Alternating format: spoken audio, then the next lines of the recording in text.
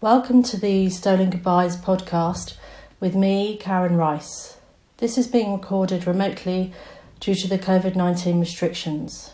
Today I'm joined by Pamela Addison from New Jersey in the States, who lost her husband Martin to COVID-19 on the 29th of April. He left behind 2 children, a 2-year-old daughter, Elsie, and a 5-month-old son, Graham. He was 44 years old. Welcome, Pamela. Hello. I'd like to ask you first what Martin was like as a person and also as a father. He was the most passionate, compassionate person. He always would go out of his way for people, and he would always make me feel special. He would do little things, he would do bigger things. So he would always have a plan, to make me happy and, give me a little surprise. So it was always so it just made me feel so special and so loved. He always made me feel loved no matter what. And he was just always what I miss is I would always ask him for his advice, about things. And he would always just be so reassuring and talk to me about it. And I would just know that I was making the right decision, or I would wait on a decision because of him. So he was just that person that I would go to. And he was just the best daddy there could ever be. He just loved his kids so much. He was so silly with them. He would always make them laugh. And my daughter would always just wait by the door for him to get home from work. And the minute he got home, he would lift her up and fly her across the room. And it was just all the giggles, they would just always giggle with him. And even my, little boy, who didn't really get a lot of time with Martin, he started that laughing stage. So Martin just knew how to make him laugh. It sounds brilliant. Yeah. And tell me, you mentioned that he was a romantic. Yes. Can you think of any examples of his romanticism? So I love lighthouses. And for our upcoming anniversary, he had planned this elaborate plan for us to go to a lighthouse in New York, not too far, but for the weekend to celebrate us. And I didn't know about it until after he died, because he only told his mom because she had to babysit the 2 kids. So originally we were supposed to go the year before, but I was pregnant and I was about to have Graham. So I didn't even know that he had planned that. So just it was an amazing surprise. And I'm sure we would have had a wonderful weekend. So Martin was actually born in Bath in the UK and moved to the States when he was 8. How did you 2 meet? So there was a dating app called How About We. So the basis of the app was that you would post an idea for a date. And if you were interested in that date, you would press intrigued. So I had a date posted how about we go to the Metropolitan Museum of Art and then grab a drink after. So he pressed intrigued, and then I said, oh, we should check it out sometime. So we met on the steps of the Met. And because the app didn't really, you didn't really have communication, you just planned the date. Your first meeting, it was you were talking instead of typing everything. So you already knew about someone. We were learning about each other. So I had changed the date. When I was heading to the Met, I was could we walk in Central Park instead, because it's so pretty out. I don't want to be inside. And so that's where we met on the steps of the Met, but then we walked in Central Park. How many years ago was that? It was 7 years yesterday. Wow. Can you think of a very special quality, one thing that really stands out for you that you really miss? I just he would always text me when he got to work and tell me he loved me. So I feel like that kind of is what I miss the most. I don't get text anymore. Yeah, that's something that you miss on a daily basis. Yeah.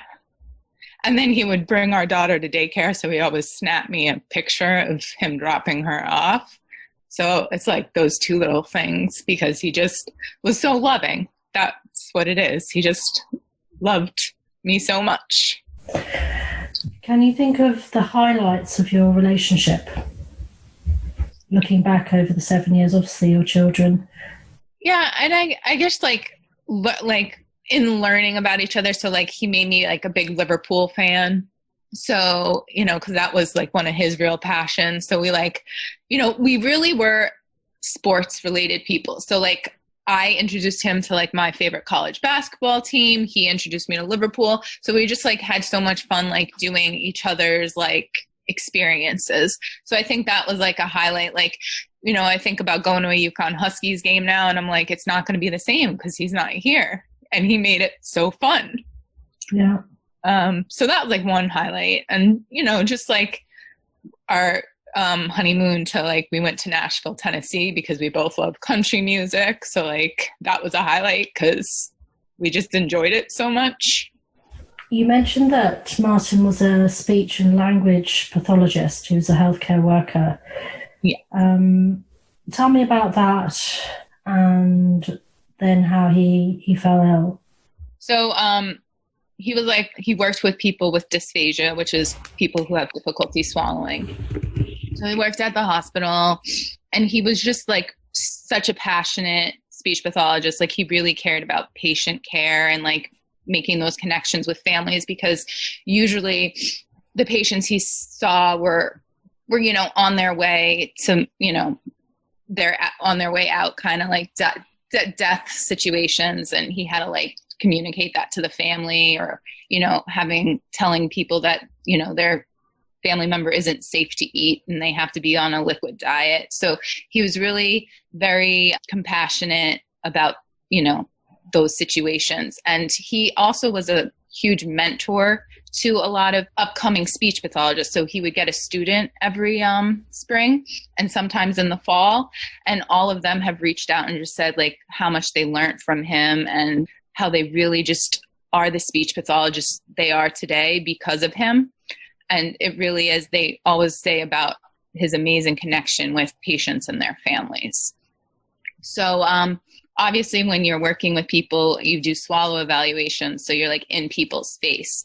So I think at the beginning of the pandemic, he was seeing patients and, I feel like there wasn't really, the whole world was not prepared for this. So I feel a lot of hospitals were not prepared and he probably didn't have the right gear to be doing those evaluations. Was he concerned about that? Were you concerned about that? He was. Of course I was, because I'm also a type 1 diabetic, so I knew that I'm on the higher risk of getting seriously ill. And he was nervous about that too, because he didn't want me to get sick. But yes, he did come home and mention how it was very like stressful about not knowing, because people didn't know what to do. So he was, a little concerned. So I guess like a few days before he started to feel symptoms, he was in contact with a possible COVID patient. And that was like obviously a little bit worrisome. So I think he saw that patient twice, like on I think a Thursday and a Friday. And then Saturday it was my daughter's birthday and we celebrated her birthday. And then Sunday he started to have like a little cough, but like he just was like, oh, it's a cough. But he did want to get tested just to be, because he was so like concerned about people. He wanted to make sure he wouldn't get anyone sick. So he wanted to, but that was the time when testing was very difficult because so many people were trying to get tested because it was like people were freaking out. So the place where he wanted to go had already closed because they were just at max capacity with tests. So he couldn't get tested then? Not right away. So on Monday he called out from work, still had a cough, but like he wasn't that concerned because like he's had coughs before, and he was just like, oh, it might just be like one of my little sinus infection type coughs, because he would get sinus infections like sometimes like I do. So we weren't really worried until Wednesday when he started to have a fever. And then I think that Thursday he got tested finally. And then I think on Monday, the following Monday, it came back positive. And how was he feeling in the time before you got the positive result? So from Wednesday on, he was upstairs in bed most of the day. Started like not feeling hungry, but like not just so tired. So he was like sleeping a lot, and he would like, text me, oh, can you leave at the door some water, some bread, and then, I would fill up water, and then like the fever really started to bother him. So like he would ask for ice packs to put on his head to like feel cooler. So, and then every day I would ask him, do I need to call an ambulance? Can you breathe? Because that was the big thing in the beginning. Like, if you can't breathe, you need to get to the hospital. So I would ask him every day. He's like, no, I can breathe. I'm fine. I'm fine. So then April 3rd in the morning, I started to hear him like gasping for air. And I was on the phone with my mom in the morning, because I usually would call my mom every morning. And I was like, Mom, I think I need to call the 911. I think something's wrong. And I went to his door. I was like, Martin, can you breathe? And he couldn't really answer me because he was gasping so much. So I knew, because he couldn't answer me, I had to call 911. And then they came. So you must have been very worried at that stage. Yeah.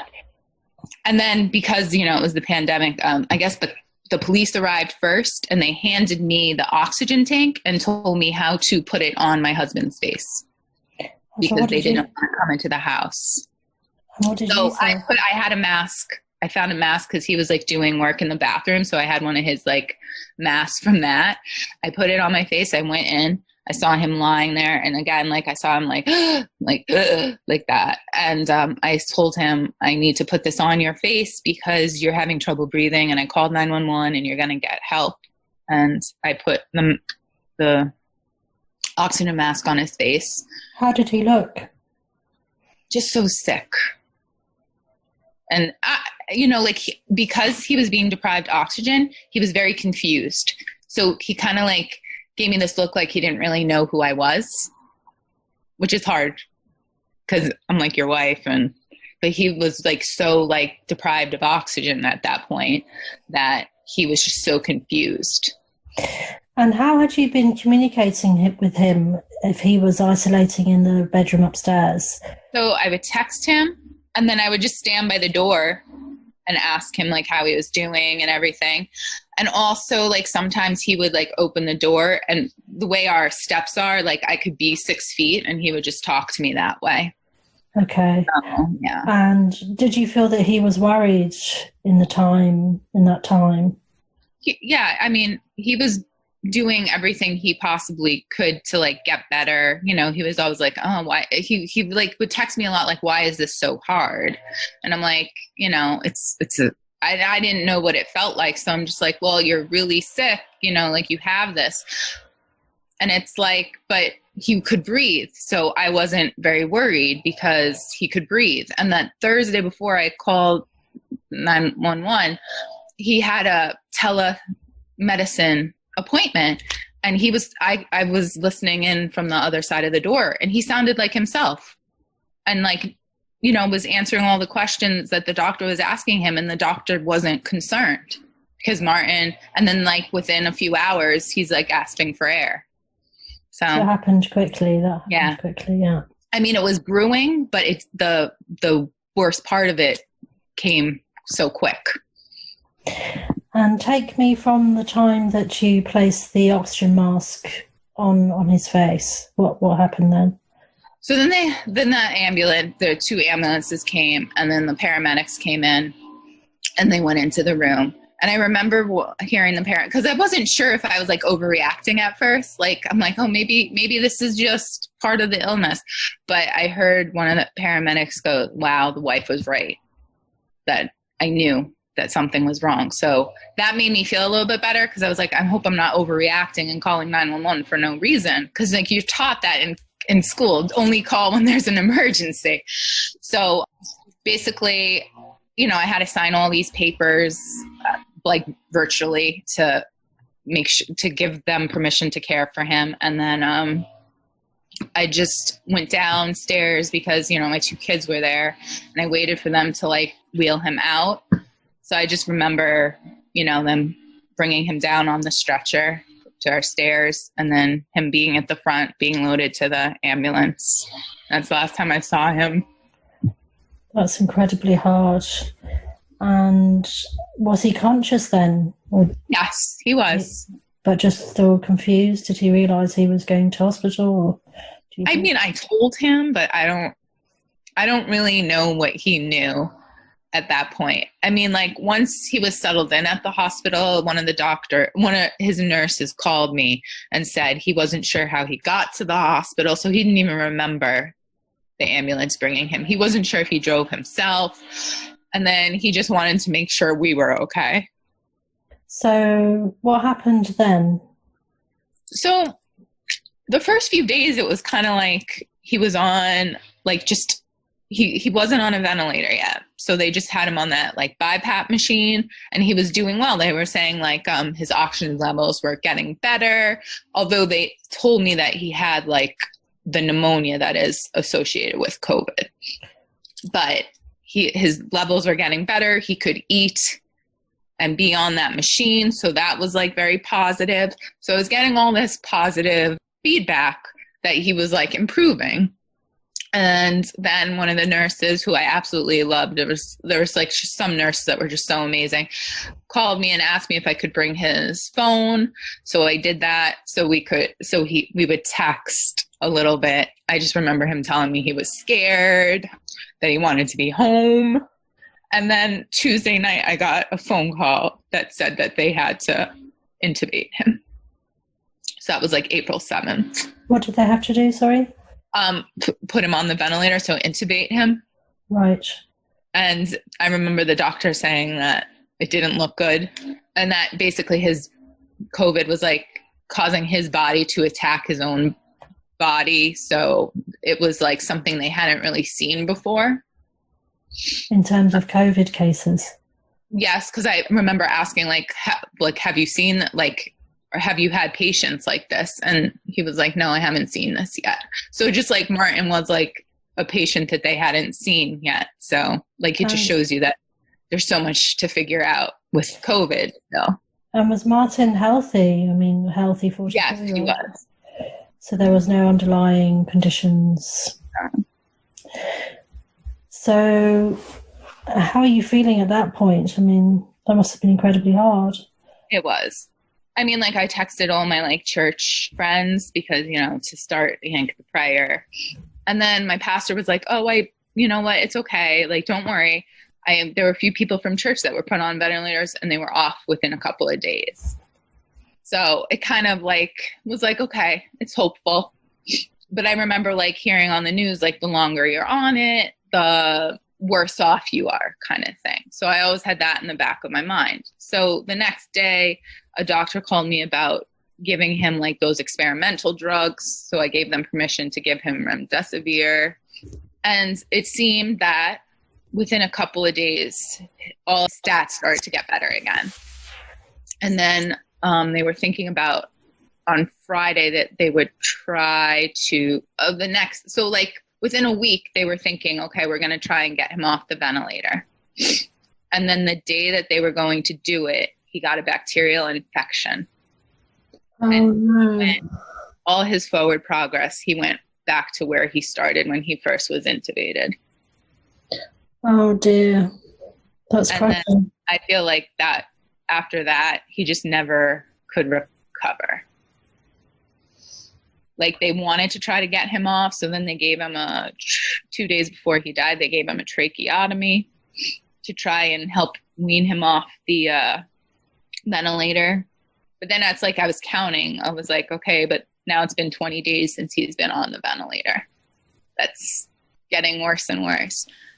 Yeah, the 27th he had the surgery, and then I remember the doctor saying that the surgery went well, and then the next doctor called me and said that they were unsuccessful in trying to get him off, and I was like, oh, well, is that common? And she goes, no, we were really expecting something else. So then again, I felt like, okay, that's not a good sign. And then like the next day, I guess it was just like status quo, and then the Wednesday that he died, like I talked to the physician assistant who had been taking such great care of Martin, and they were just, saying that he needed to rest because he got another little bacterial infection. And then Martin's father also called the doctor around, I think, 5 my time, and it was like, like nothing concerning. Like he texted me and it seemed like there was positive, and then 2 hours later he died. Oh, wow, how shocking. Yeah. So I got the phone call that he went into cardiac arrest from the physician's assistant. And then I know what cardiac arrest is because my father passed away with cardiac arrest. So I just know that even if you come back from that, you're not fully yourself. So at that point I was like, he said, they're still working on him. They're not giving up. But as each minute passed, I was like, even if he does survive, he's not going to be Martin. And then I got the call that he passed. So in all that, what time frame was that from the moment? I guess around 7:00, I got the call that he went into cardiac arrest. And I think around 7:40, I got the call that he passed. And how long was he in hospital for? 26 days. 26. My word. And I mean, did you have any support in that time? I mean, you were isolating with your children, I'm guessing. Yeah, so we just FaceTime. So I FaceTime with him, and then my mom came the night he died. I mean, it must have been surreal for you. It must have been. Can you put it into words? It was just, it was just like an emotional roller coaster because like every day you would wake up and you wouldn't know what was happening. And like, like the staff was wonderful, but sometimes it was really hard to get in contact with them because, they were working on so many patients or, busy. So that was like another thing. Like I was always like waiting for the next phone call, or, no news was good. Like no call was good news, but I had an instance where they didn't call me when something happened. So then I could no longer trust that you not calling me means that it's okay. So, it was just like, I didn't feel like it was just like some like out of body experience. Like it just really was something from like the movies you would think. And what about your children? What were you telling them? Well, Elsie knew that Papa was sick and had a cough, and she knew that he went to the hospital to get better. So, that was what she knew at the time. And a few days later, I did tell her that, Papa went to heaven and he's not going to come home. It's heartbreaking. And Graham, obviously Graham's still very small. So he didn't really know what was going on. Yeah. And Martin's family, are they in the States? So his mom is in the States in New York. And his father and stepmother and half siblings and stepbrother are all in England in different parts. Yeah. So, I mean, that must have been incredibly hard and surreal for them as well. Yeah. Because especially for the father who had called like 2 hours before and got like a report that made him feel like hopeful. I guess because I didn't call him to let him know his Martin's mom called the dad. I think his response was, but what, how? Like, but because I just talked to the doctor. He was okay. So it was just like shocking. What happened after that? Obviously, you got the news that he passed. Were you able to have a funeral? No. What happened? So I just chose to wait for a memorial because, like I said, I didn't know how much impact Martin had on people's lives, but he really did. So I felt I would want a celebration of his life at a later time where everyone who loved him could come. So that's what I chose. I felt like just having like a small little funeral, like it would really, because his family's in England and can't come over, it would just really have been like, me, my sister, her husband, my mom, and his mom. I just felt like that wasn't what I wanted to do. That will be some point in the future.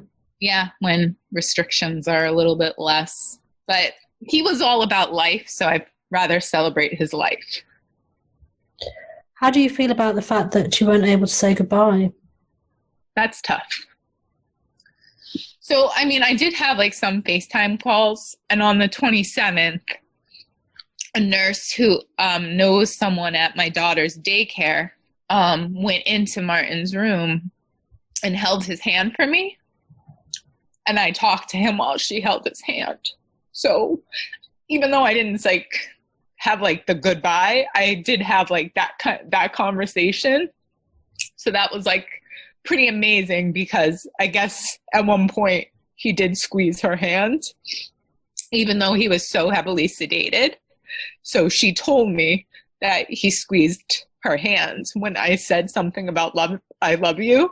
So that, knowing that kind of gives me some closure. But I mean, the fact that I didn't see him for so long, that his entire hospital stay I couldn't go and be with him, was very difficult. So he could hear you, obviously. Yeah. Could hear your words. Yeah. So that must be a comfort. Yeah.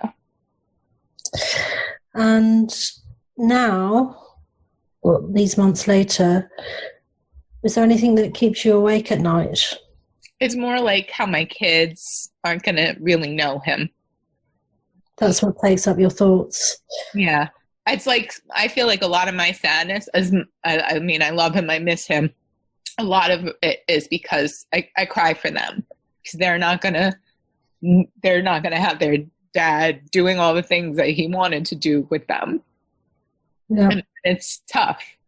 She talks about her birthday every single day, because that's like her memory of him. That was the last thing she did with him before he got sick. So she literally will sing happy birthday, say happy birthday, Elsie, talk about how we put hats on our head, how she made a cake, because we made a cake with her. And she talks about it every day. So that's a huge connection, such a strong memory for her. And did Martin talk about the things that he wanted for his children in the future? Are there any things that you ever discussed that, you'd really like to see come to pass, or perhaps you didn't really go into that? I mean, just like, like we would talk about how one day they're going to play sports, and be there to like cheer them on, just as simple as like playing catch in the backyard.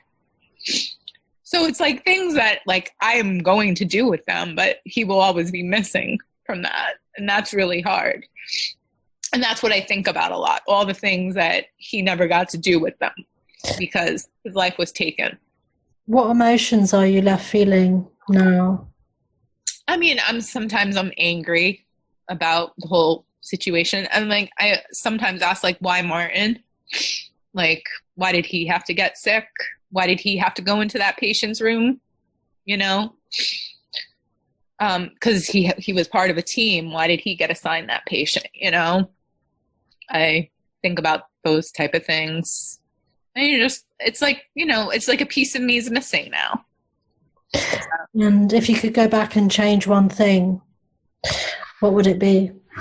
So, the day that he was taken from the ambulance to the hospital, I didn't think that was going to be the last time I saw him. So I wish I had like kissed him or hugged him on the forehead, or like kissed him on the forehead or hugged him, told him I loved him, like personally, but I didn't know that was the last time I was going to see him.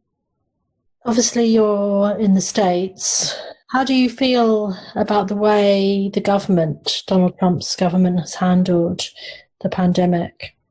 I just don't think that we were just not prepared. We had warnings and it was happening in other countries and we should have prepared ourselves and we didn't.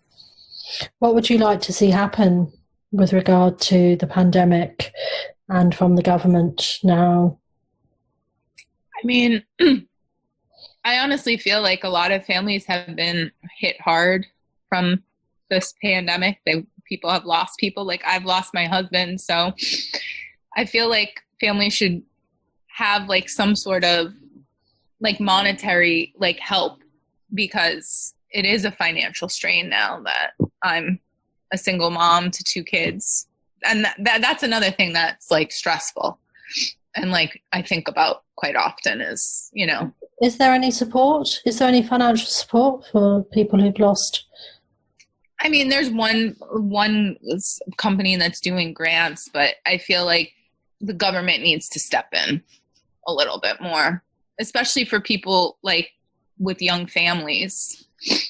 Like, you know, there's several people that have reached out to me who have lost their husbands and have young children like me, and we've lost half of our income, you know? So that's a worry for you. Yeah. Yeah, that's unfortunate. And if there's one thing a message that you want to share with the world about what you've been through in terms of losing your husband and losing him to COVID, what would it be?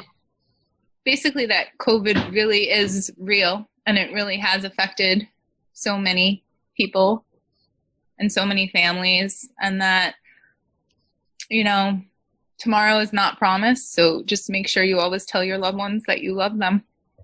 That's a very true message. So Pamela, thank you so much. You're extremely brave and an inspirational mother, I've no doubt. Thank you for sharing the story, and please stay strong. Thank you.